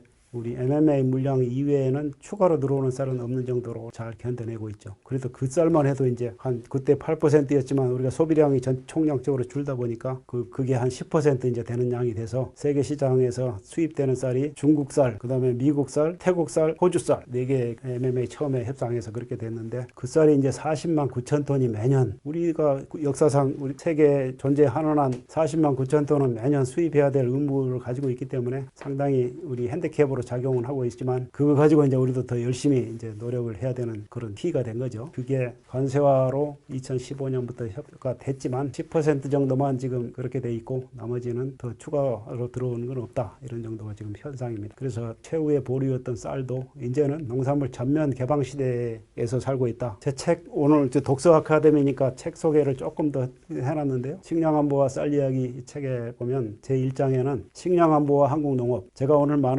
하는 것들에 상당히 많은 칼럼들이 요 속에 들어있고요. 특히 언론 그 인터뷰했던 거 MBC TV의 생방송 뉴스에도 한 10번 이렇게 출연한 아까 에그플레이션에 대해서 했던 게 제 블로그 초기 편에 식량안보 대응편에 제일 첫 번째 그 기사로 올라 있습니다만은 요 원문이 여기 들어있고 또 아프리카 가서 그 활동했던 거 이런 거 식량위기와 해외 농업개발 요게 제 2장이고 3장은 개방시대 쌀산업의 과제 우리 그 시장 개방 상황에서 우리가 어떤 전략으로 어떻게 가야 되는지 그런 얘기를 쭉 신문이나 잡지에 썼던 거 이런 거 중심으로 이제 엮어놓은 게 3장이고요. 4장은 제가 이제 퇴직 말년에 제대 말년에 주로 많이 했던 연구가 쌀 관세화 상황에서 우리 수출 시장 우리도 개척해서 우리도 세계 시장 뚫고 나가야 되는데 어떻게 할까? 그래서 해외 수출 시장을 발로 뛰면서 다니면서 전략을 짜는 그런 연구를 했는데 그게 이제 4장에 요약돼 있고 5장에는 우리도 이제 고품질 쌀 그 지역 특성화 그런 사업을 제가 이제 주도를 하면서 많이 식량과학원에 있을 때 했는데 거기에 각 지역별로 어떤 전략으로 어떻게 명품 브랜드를 만들었는지 그런 사례를 한 10여 편 요약해서 담았고요. 그 다음에 제 6장은 이제 관세와 시장 개방을 확대하는 과정에서 우리 쌀을 그 지키고 또 살리기 위해서 쌀 선진국들을 다니면서 발로 썼던 그런 그 연구 자료들 미국, 호주, 태국, 베트남, 중국, 인도, 일본 이런 쌀 선진국들의 시장 상황 그리고 대처 상황들을 쭉 해서 세계 쌀 주산지를 가다 이게 이제 르포 형식으로 작성된 게 6장이고요. 제 7장은 제 블로그 이제 식량 위기 대응하면서 그때 이제 제 블로그를 시작했는데 농업은 생명창고라고 하는 블로그 지금 한 133만 상당히 지금도 퇴직하고도 일주일에 2편씩은 계속 포스팅하고 있는데 거기에 썼던 글들 중심으로 7장이 들어가고 이렇게 해서 제 연구 실적 정리하고 그러니까 책이 하나 제가 퇴직 기념 저서로 내고 나온 게 이 책이 됐고요. 또 하나 독서 아카데미니까 하나 추천서를 하나 제가 오늘 소개해드리겠습니다. 이게 쌀과 함께 떠나는 신나는 우리 쌀 여행. 이거는 제가 직접 쓴 책은 아니고 감수를 해서 썼던 책입니다. 제가 연구관으로 있으면서 어떤 작가가 어떻게 연락을 해가지고 저를 사무실 연구실로 찾아와서 박무영 작가인데요. 일반 작가가 쌀에 대한 얘기를 썼는데 아무래도 기술적인 부분 이런 것은 좀 자문이 필요하다고 그래서 사무실에 찾아왔길래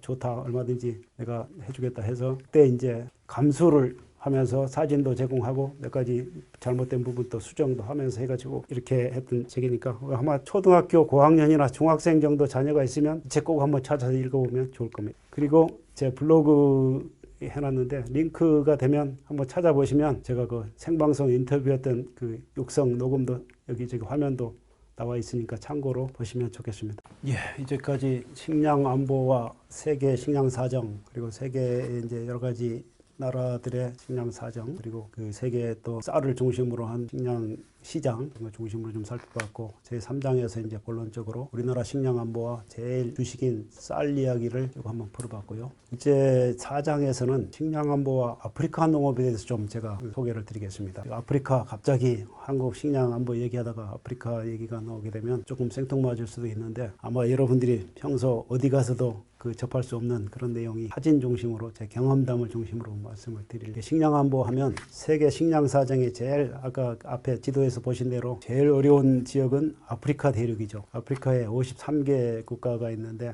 뭐 조금 더 하나 더 늘기도 하고 그럽니다만, 그 나라 중에 세계에서 식량 사정이 제일 어려운 그런 데가 이제 아프리카라, 제가 지난 2008년에 세계 식량위기가 왔을 때 식량 안보, 식량 위기하고 해외 농업 개발 이런 것을 많이 언론 플레이를 많이 하고 그런 활동을 했던 사람이, 코피아 센터라고 그래서 농촌진흥청이 세계 그 식량 안보를 위해서 우리의 선진 농업 기술을 가지고 그냥 무상 원조하는 것보다 기술 원조를 하는 것이 좋겠다. 이래서 농촌진흥청이 아주 획기적으로 만들어낸 프로그램이 코피아 사업인데요. 코피아, 코리아 프로그램 온 인터내셔널 어그리컬처, 그래서 그 세계 식량 사정이 어려운 개발도상국의 식량 안보 지원을 우리의 농업 기술, 선진 농업 기술을 가지고 해보자, 이런 사업이 이제 코피아 사업인데 2009년에 시작이 됐습니다. 2008년에 세계 식량 위기를 우리가 겪었고, 적어도 식량 폭동이 일어난 나라가 33개 나라라고 아까 이야기했는데, 그런 나라들 중에 대부분이 이제 개발도상국에 있는 나라들이 많기 때문에 그런 나라들의 우리 농업 기술을 가서 가르쳐 줌으로써 그 나라 식량 작업을 지원하자는 게 이제 주 목적이 깔려 있었고, 그다음에 그 개도국에 대해서 맞춤형 기술 지원, 자원 공동 개발을 통해서 지속적인 농업 기술 협력 사업을 통해서 우리의 국격도 높이고 그 나라의 식량 작업도 올려주고, 뭐 양자가 서로 호혜적으로 기술 자원 협력을 하자는 프로그램인데요. 그래서 초기에 이제 케냐, 아시아권에서는 베트남, 캄보디아, 미얀마 등 8개 나라가 지금 20개국 전체 이제 10여 년 동안에 올해 추가로 2개 돼가지고 22개국이 됐는데, 주로 있는 나라가 베트남, 캄보디아, 미얀마 이런 데 있고, 그 다음에 아프리카에는 케냐, 에티오피아가 제일 먼저 생겼고요. 그 다음에 세 번째 제가 갔던 그 DR 콩고가 있었고, 그 뒤에도 이제 가나라든지 짐바브웨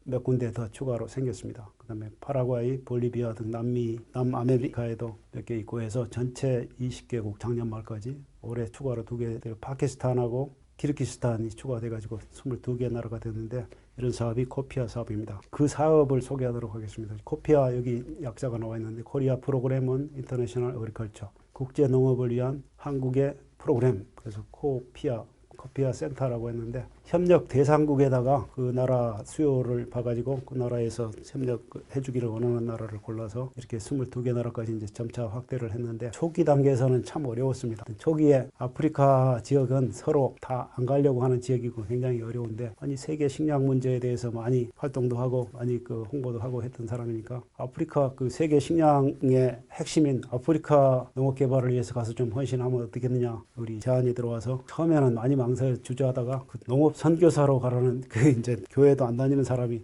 아프리카 실장이 농업 선교사로 가면 되지 않느냐, 이 말에 제가 그 끔박 감동이 돼서 그렇게 하자고 해가지고 제가 콩고 민주공화국이라는 나라에 가게 됐는데요. 2010년 가을이었습니다. 2010년 가을에 생전 가보지도 못한 나라를 가게 됐는데, 하여튼 거기에 가서 활동했던 얘기를 오늘 사진 중심으로 한번 소개를 드리고, 아프리카를 우리가 돈 내서 여행 가기는 참 어려운 상황인데, 제가 체험한 사진들을 가지고 한번 설명을 해보겠습니다. 여기는 코피아 사업에 이제 예시가 사진으로 몇 개 있는데, 케냐에서는 우리 못줄 떼어가지고 모내기 하는 것만 해도 첨단 기술로 해가지고 그 언론에 대서특필정 TV 뉴스로만 나오고 이런 사진 얘기 나왔는데요. 그다음에 캄보디아에서는 농기계, 승용 이양기, 기계에 올라타서 모내기 하는 그것만 보여줘도 이렇게 사람들이 열광하고, 이제 이거 동남아시아는 그래도 조금 벼농사가 더 많이 하는 나라니까 저런 조금 선진 기술이 이렇게 선보였고요. 뭐 이건 사례입니다만, 하여튼 볼리비아, 남미에서는 찌감자 시범 사업 단지를 조성해서 이렇게 하기도 하고, 그다음에 지원 인력 현지 파견, 우리 젊은 인턴 청년들을 이제 해외 그 연수도 시키고 농업 체험도 시키기 위해서 한 나라 코피아 센터별로 저거 2명에서 5명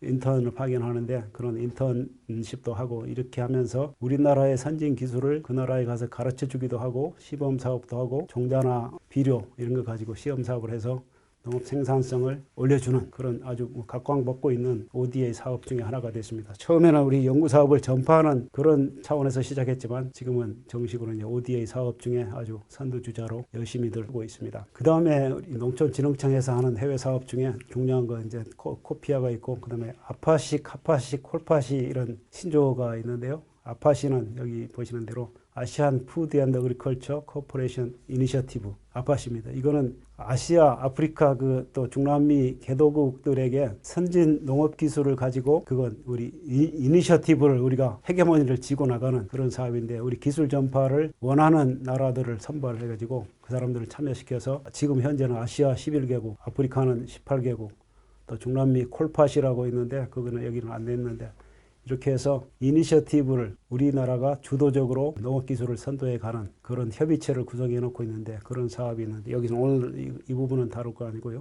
이런 게 있다. 제가 오늘 소개하고자 하는 콩고 민주공화국, 아프리카에서 두 번째로 큰 나라입니다. 굉장히 중심적인 리딩 국가 중에 하나인데요. 상당히 어려웠습니다. 제가 2010년에 갈 때만 해도 아프리카 적도상에 위치하고 연중 무더운 열대성 기후입니다. 적도 위에 아래 이렇게 킨샤사라는 수도가 적도 바로 아래쪽에 남이 4도에 위치하는데요. 콩고강이 아프리카 대륙 동쪽에서 서쪽으로 이렇게 동서로 흐르고 있는 콩고강이 지나가고 있고, 그 우기는 10월 달부터 5월 달이 우기고 6월 달부터 9월은 건기가 돼서, 건기에는 햇빛 나는 날이 하루도 없고요.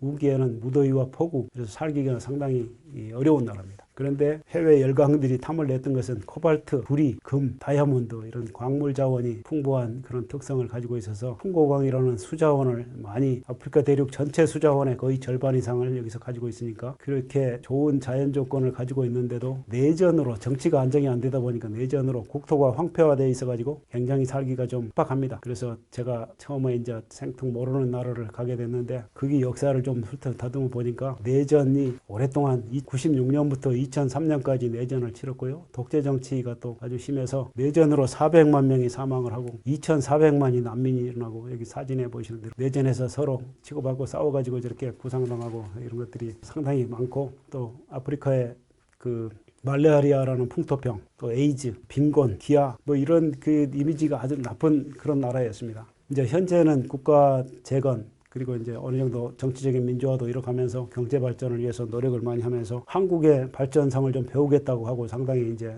하는 그런 나라죠. 자, 이 아프리카 지도를 보시면 왼쪽에 아프리카 대륙 53개국, 54개국 하는데, 그 나라 중에 제일 중심에 물론 중앙아프리카 공화국이 있지만 그건 국경하고 있는 바로 콩고 민주공화국. 콩고가 두 개인데요. 우리 일반적으로 콩고 공화국 그러면 그냥 콩고라고 하는 나라가 하나 있고요. 조그만 나라하고, 콩고 민주공화국, 영어로 이제 약칭을 해서 데모크라틱 리퍼블릭 오브 더 콩고, 그래서 약자로 DR 콩고라고 쓰는데, 그냥 우리말로 DR 콩고 이렇게 부르는 나라가 콩고 민주공화국인데, 우리 대사관이 콩고 민주공화국에 있고, 콩고 공화국 그 위에 있는 콩고강 북쪽에 있는 조그만 나라는 우리처럼 남북이 거의 이렇게 2, 3대 가지고 같은 이름이 붙은 나라가 아니고요. 다른 나라인데 하여튼 콩고강 주변에 있기 때문에 같이 콩고 공화국, 콩고 민주공화국 이렇게 돼 있을 뿐입니다. 그래서 흔히 잘못 알고 계시는 콩고 공화국 그러면 위쪽 우리하고 외교가 없는 그 나라고, 콩고 민주공화국 하면 우리나라 대사관이 있는 그런 나라인데, 아프리카에서 저기 알제리 다음으로 국토 면적이 넓은 나라입니다. 지도만 봐서는 더 커 보이는 정도로 굉장히 큰 나라고요. 굉장히 적도상에 있기 때문에 굉장히 사자도 나오고 호랑이도 마당에 뛰어다니고 이러는 사람들이 많은데, 그렇지는 않고, 킨샤사의 인구가 1200만이라고 그랬어요. 제가 12년 전에 그렇게 했으니까 지금 더 늘었을 겁니다. 굉장히 많은 인구가 삽니다. 그러면서 세계에서 가능성은 많은 나라인데 상당히 살기 어려운 그런 세계 식량난의 핵심 중에 핵심인 그런 나라로 파견이 됐습니다. 자, 그때 당시에 이제 사진을 몇 개 이렇게 해놨는데, 내전 당시에 피난 행렬이 저렇게 자기 집을 떠나서 남부 여대하고 전부 짐을 싸들고 걸어서 저렇게 피난민 행렬이, 우리나라 6.25 전쟁은 난리도 아니다 할 정도로 굉장히 심했습니다. 그리고 콩고강의 물살이 엄청 빠른데 그 빠른 유속에서 저기 몸을 던져가면서 저렇게 낚시질도 하고 물고기 잡아서 시장에 팔고 하는 그런 아주 위험천만한 사진이 보이는데요. 오른쪽 밑에는 밭에 이제 농사 짓는 모습이 여기 없고 저런 정도로 아주 열악한 상황인데, 왼쪽 밑에 있는 사진은 제가 직접 찍은 사진입니다. 함부로 사진 찍으면 막 카메라를 뺏기기도 하고 잡혀가기도 하고 이런 완전 위험한 상황인데도 제가 시내 대사관 가면서 그 택시 유리창 안에서 밖을 보고 찍은 시장통인데요. 자, 이런 저렇게 살기가 좀 팍팍한 그런 상황입니다. 자, 민주 콩고 개왕을 살펴보면 뭐 국명은 콩고 민주공화국이고 아프리카 중서부 콩고강 유역에 있고, 옛날에 자이레라고 그랬습니다. 옛날에 우리 축구팀 하면 그 자이레가 있었죠. 그게 콩고 민주공화국으로 이름을 바꾼 거고요. 그 다음에 수도는 킨샤사고 인구가 1200만, 면적이 235만 제곱킬로미터로 남한의 24배, 엄청 큽니다. 아프리카 전체에서 두 번째로 큰 나라고요. 인구가 그때 당시 7,200만 명, 농촌 인구가 58%, 완전히 뭐 농업이 중심인 국가죠. 기후는 전체가 뭐 열대 우림이고 열대 적도상에 위치하고, 그리고 여름에는 건조하고 강수량이 한 1000mm 정도 내외고요. 종족이 200여 개 되고 다민족 국가입니다. 그래서 공용어만 해도 5개, 프랑스어, 콩고어, 링갈라어, 스와힐리어, 루바어, 이래서 어떤 말을 배워가지고 거기서 생존할지 헷갈릴 정도로, 학교에서는 주로 불어를 쓰고요. 공용어 1번은 불어고, 영어는 6번째 올라가려다가 학교에서 반대돼가지고 영어는 못 들어갔다고 해요. 그래서 영어 하는 사람은 많지 않고 주로 이제 학교 다닌 사람은 불어를 쓰고, 학교 못 다닌 사람은 그냥 링가할라를 쓰고, 콩고 불어는 그냥 직진, 좌회전, 우회전 이런 정도만 제가 해가지고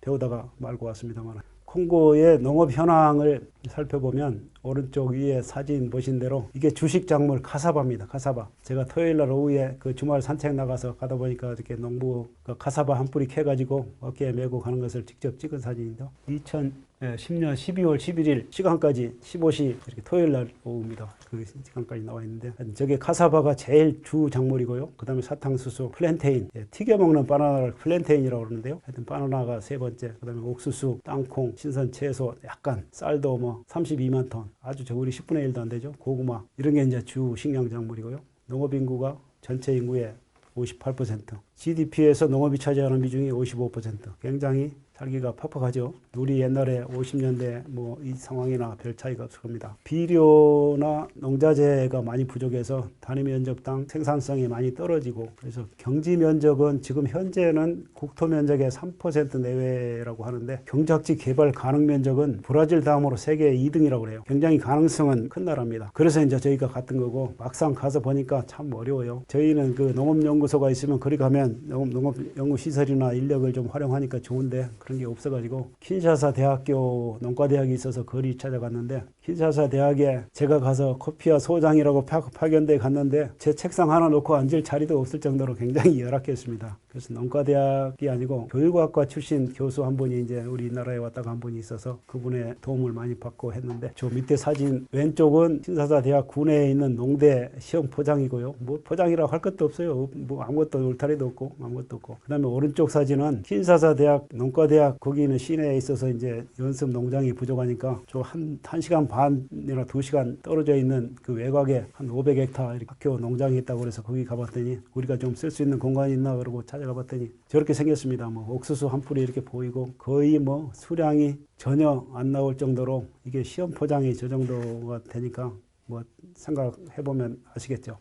2011년 1월 26일 날 찍은 사진 날짜가 박혀 있네요. 자, 이런 열악한 상황에서 정부의 농업 관련 연구소도 없고, 농업부, 농촌개발부, 그리고 부처는 2개나 있는데 농업연구소가 없어가지고 킨샤사 대학으로 갔던 거고, 상당히 저기 숙소도 제대로 없어가지고 좀 게스트하우스 한 칸 빌려가지고 초기에 참 정착하기 어렵게 살았습니다. 자, 사업 여건을 보면 킨샤사 대학에 처음에 이제 MOU 체결하고 갔는데, 그 시험 연구사업 시설은 다 제공하겠다고 다른 나라에서 약속한 것처럼 다 약속을 했는데 가보니까 뭐가 없어요. 쓸만한 시설이 없어가지고 총장 만나고 학장 만나서 우리가 코피아 사업이라는 게 이런 건데 우리 식량 작업 지원을 위해서 이런 것을 좀 해보려고 한다. 잘 좀 도와달라 이렇게 했는데 알았다고 하고 거의 뭐 반응이 없어요. 그러다가 도저히 안 되겠어서 시험 사업을 하려면 시험 포장이 있어야 될 거 아닙니까? 그래서 밭도 없고, 그래서 킨샤사 대학을 제 이제 숙소에서 대학 캠퍼스 다니려면 한 1.2km 정도 되는, 거기 바로 저 사진 오른쪽에 있는 길로 걸어 다니면서 이렇게 보니까 여기 빈 땅이 있는데 이걸 우리가 좀 쓰면 안 되겠느냐고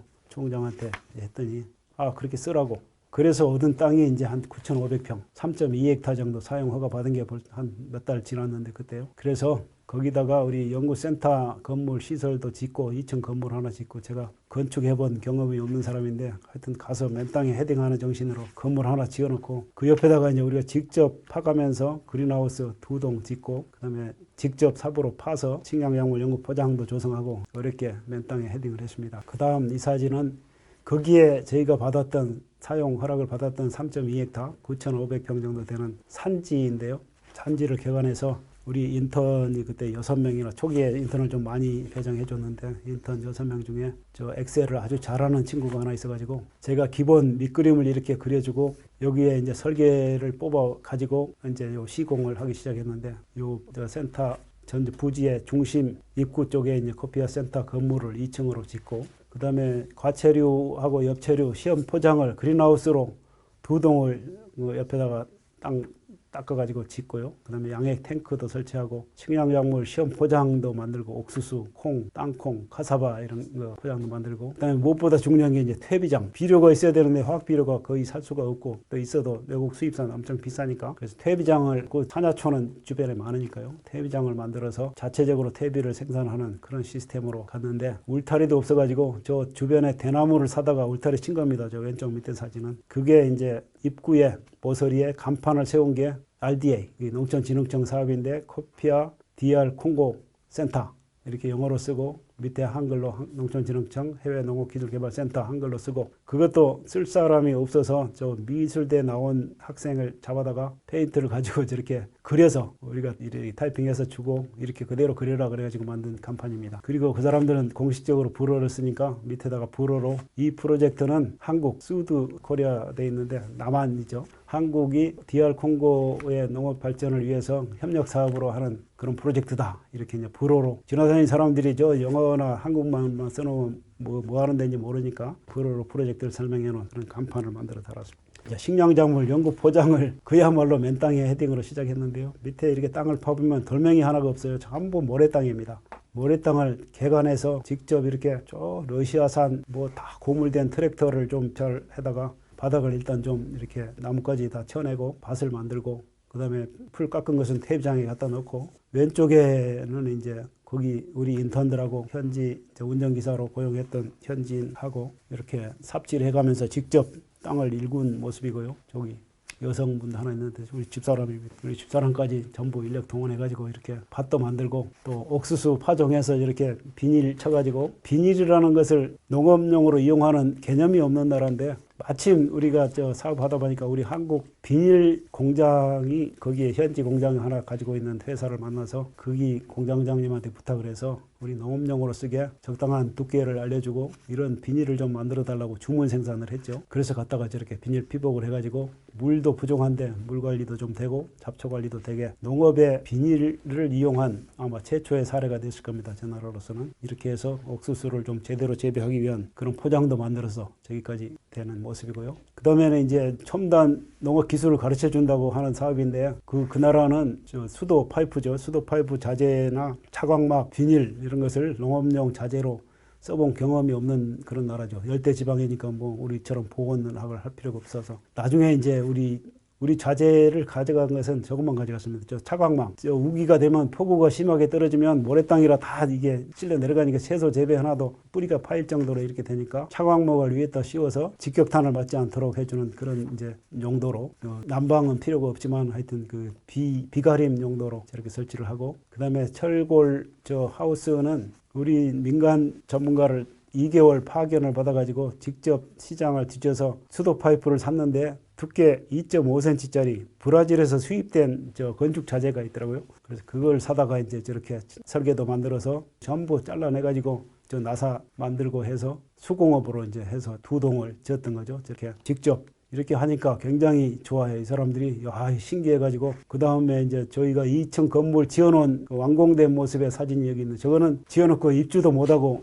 왔는데요. 그 다음 소장이 가가지고 대서관에서 저희가 아는 선교사님이 가서 사진 찍어서 보내준 사진이 저한테 남았는데 요게 이제 2층 건물이 되겠고 이 건물에 1층에 이제 사무실로 쓰고 연구실하고 회의실 2층에 이제 숙소 소장 숙소도 있고 인단 숙소도 같이 하도록 그렇게 지었습니다. 그야말로 맨 땅에 헤딩이죠. 그 오른쪽 모습은 이 건물 기공식 할 때 우리가 원하지도 않았는데 자기들이 막 총장이 교육부 장관하고 저 건설교통부 장관을 불러다가 착공식을 해야 된다고 해서 저기 바로 시멘트 칼 보이죠? 저렇게 해가지고 착공했던 모습입니다. 저는 저 이제 번거지 하나 쓰고 거기 가서 처음으로 이발을 한번 했는데 이발이 잘못돼서 그 머리숱도 없는 게 다 그냥 드러나가지고 모자 덮어 쓰고 이렇게 TV 저 촬영을 했는데 저희는 저 뉴스를 거기에서 현지에서는 봤는데 거기에 파일로 좀 받아달라고 해도 그걸 하는 기술이 없어가지고 못 가져왔어요. 저 사진만 남았습니다. 동영상은 지금 뭐 없고요. 저기 총장하고 장관 두 분이 같이 와가지고 기공식 하는 모습입니다. 그래서 이제 어느 정도 비닐을 못 쳤지만 하여튼 차광막 하우스에서 채소 재배하는 모습이고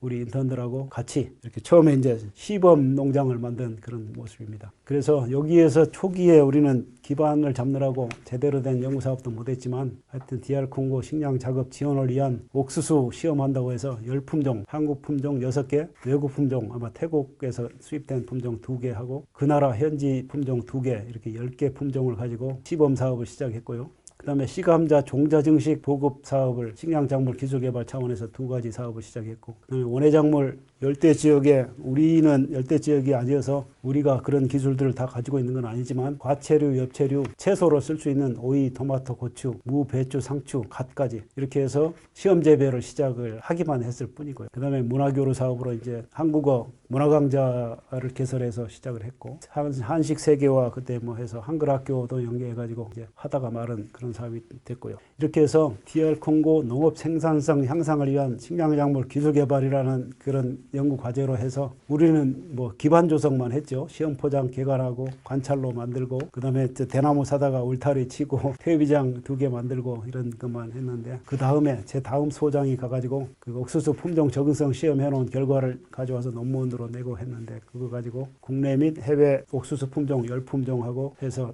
개화 시기가 어떻게 되고 수량이 어떻게 됐다는 이제 시험 사업을 우리는 착수만 했을 뿐이고요. 그 다음에 씨감자 이제 종자 증식 사업하기 위해서 씨감자 심기 위한 포장에 삽질해가지고 직접 저렇게 고를 타서 만들어 놓은 겁니다. 이게 비가 많이 오면 그대로 막 무너지기도 하는데 하여튼 모래땅에 저렇게 해서 맨 땅에 헤딩으로 초기에 시험 사업 하는데 연구 사업 하는데 상당히 열심으로 열정을 다해서 했더니 다들 죽을 둥 살 둥 하다가 왔다고 고생 많이 했다고 하는데 저는 하여튼 저 견문을 많이 넓히는 계기가 됐고 좋은 경험을 하고 와서 세계 식량 문제를 다루는 사람이 아프리카 그 세계 식량 문제의 핵심인 아프리카 농업 개발을 위해서 그래도 나도 나름대로 기여를 좀 했다. 이런 자부심만 가지고 이제 끝내 완수는 못하고 초기 단계에 그러다가 한 4대, 5대까지 소장이 연결되다가 거기 현지에 이제 정치적인 상황이 좀 복잡해져 가지고 사실은 지금은 중단되어 있습니다만 하여튼 그렇게 해서 여기 사진 보시면 설계도를 직접 우리가 만든 겁니다. 우리 저 인턴하고 해서 그린하우스를 수도 파이프를 사다가 저걸 조립을 해가지고 몇 미터 한 것까지 문을 어떻게 달고까지 해서 전체 설계도를 만들어서 직접 만들어 가지고 토마토, 오이는 점적 관수 시설을 넣어 가지고 그 사람들한테는 생전 처음 보는 거죠. 농업용으로 이렇게 집을 지어 가지고 그 안에 그 물방울이 똑똑 떨어지는 관수 그 호스를 설치해 가지고 농사 짓는다는 게 생전 상상도 못했던 일이니까요. 그것만 봐도 일단 감동을 하고 굉장히 한국에서 이렇게 ODA 사업으로 와서 무슨 수도 놔주고 농로 개량해주고 이런 것만 옛날에는 주로 했는데 직접 재배하고 이런 거 기술 지도도 해주고 이렇게 하니까 굉장히 이제 많이 부러워하고 크게 될 수 있는 가능성을 보여줬는데 요거는 이제 하우스 완성돼 가지고 채소 저 오이 밑에는 오이고요. 무도 저렇게 크고 상추 물탱크도 저거 물통 하나에 1,400불인 가지고 어렵게 샀는데 지금 수입된 거라고 그래서 건축 자재로 된 건데 그것도 설치하고 해서 하여튼 모양새는 갖춰놓고 왔죠. 상당히 열심으로 노력해가지고 농업 생산성 향상을 위해서 우리가 뭔가 보여주겠다 하고 지금 해본 게 오이, 토마토, 상추까지 재배 시험을 했던 거고. 자, 이거는 아프리카 정글 열대 지역으로 기대를 하니까 참 이거 보기 힘들지만 제가 귀국하기 얼마 전에 우리 인턴들하고 종고폭포 한 1박 2일 연차내를 가서 정글 지역을 한번 이렇게 사진으로만 남아있는 종고폭포가 되겠습니다. 예, 이제 식량 안보 얘기를 하다가 세계 식량 얘기를 하고 국내 식량과 쌀 이야기를 좀 하고 그 다음에 아프리카 세계 식량 위기의 핵심인 아프리카 지역의 현재 진행 상황을 경험 자료를 가지고 사진 위주로 많이 돌아봤는데요. 이제 오늘의 강의를 마무리를 할 시간 됐습니다. 마지막 5장으로 우리 농업의 역할과 미래 농업 이렇게 장의 제목을 정했는데 이제 요즘 제4차 산업혁명 시대에 우리가 접어들어서 벌써 한참 이제 무르익어 가고 있고 인공지능, 사물인터넷, 빅데이터 이런 정보통신 기술이 농업은 물론 전반적으로 사회 경제에 다 융합되어 혁신적인 변화가 일어날 것으로 다 예상을 하고 있습니다. 자, 이런 상황에서 물론 식량안보 이야기는 주로 1차 산업적인 얘기인 것처럼 보이는데 앞으로 미래 농업은 여기 사진에서 보는 것처럼 제일 밑에 먹거리, 요거 식량 안보를 해결하는 먹거리 중심의 이제 1차 산업이었다면 앞으로 이런 4차 산업혁명 시대를 대응하는 농업은 환경 보존이라든지 건강과 행복, 또 부가가치 신기술,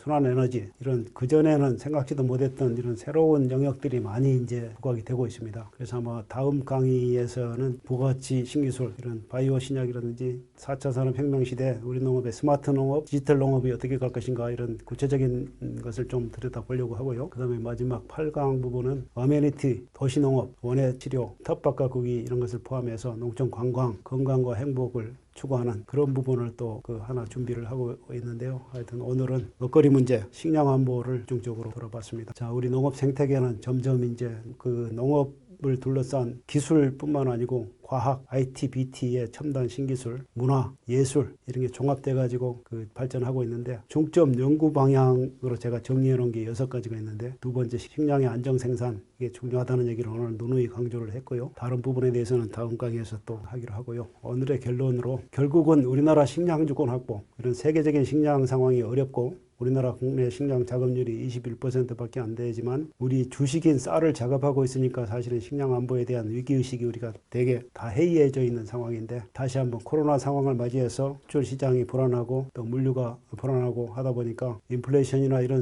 경제 상황에서 농업의 중요성을 다시 한번 재인식하는 그런 계기가 됐으면 좋겠고요. 하여튼 우리 농업을 지키기 위해서는 식량 작업을 지키기 위한 연구개발, 우리 농촌진흥청이 그런 사명을 가지고 있고 특히 국립식량과학원에서 이제 쌀, 보리, 콩, 옥수수, 밀 이런 식량작물에 대한 육종, 재배, 또 방제 뭐 이런 여러 가지들을 다 연구를 하고 있는데 그런 연구시설이 자꾸 줄어듭니다. 옛날에는 수도 재배과, 수도 육종과 과가 이렇게 2개가 있었고 냉류 연구소가 따로 있었고 한데 요즘은 재배 육종을 아울러서 그냥 한 과에 다 통합해가지고 이렇게 섞어가지고 하는 정도로 인력이 많이 줄었는데 뭐 그동안 할 일이 또 많아지니까 그렇겠지만 그런 식량 작업 기반을 유지하고 수입 곡물의 수요 대체를 하고 공급 능력을 계속해서 비상시에도 확보할 수 있는 그런 능력을 계속 유지 강화해야 되겠다는 걸 강조하고 싶고 그 다음에 우리 식량 수급의 안정화를 위해서 수입선이 상당히 불안정하게 이렇게 몇 군데 집중되어 있는 그런 문제가 있는데 그런 수입선 다변화, 우리 곡물 모니터링 체계도 계속해서 이제 가동을 하고 있지만 더 좀 잘 정비해서 관리해야 되겠다. 우리 곡물 메이저 같은 유통망도